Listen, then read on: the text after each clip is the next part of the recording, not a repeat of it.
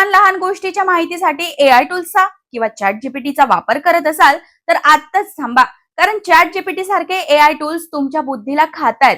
तुमची स्मरणशक्ती कमी होते असं एका अहवालातून समोर आलंय. हा अहवाल काय म्हणतो आणि चॅट जीपीटीचा असर तुमच्या मेंदूवर कसा होतोय तेच मी तुम्हाला या व्हिडिओत सांगणार आहे. आर्टिफिशियल इंटेलिजन्स संदर्भात federal university of Rio the Janeiro यांच्या नवीन अभ्यासानुसार चॅट जीपीटी सारख्या एआय टूल्सचा वापर तुमच्या मेंदूवर परिणाम करू शकतो.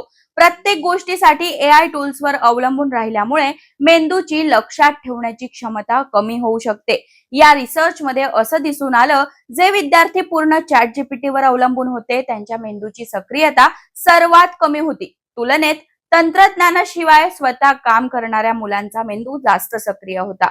तर दुसरीकडे कार्नेगी मेलॉन युनिव्हर्सिटी आणि मायक्रोसॉफ्टने ब्रिटन मधील शालेय मुलांवर एक अभ्यास केला आणि ऑक्सफर्ड युनिव्हर्सिटी प्रेसमध्ये तो प्रकाशित झाला. त्यानुसार एखादी व्यक्ती एआयचा गरजेपेक्षा जास्त वापर करत असेल किंवा छोट्या छोट्या गोष्टींसाठी एआय वर अवलंबून राहत असेल तर त्या व्यक्तीची समस्या सोडवण्याची क्षमता कमकुवत होऊ शकते.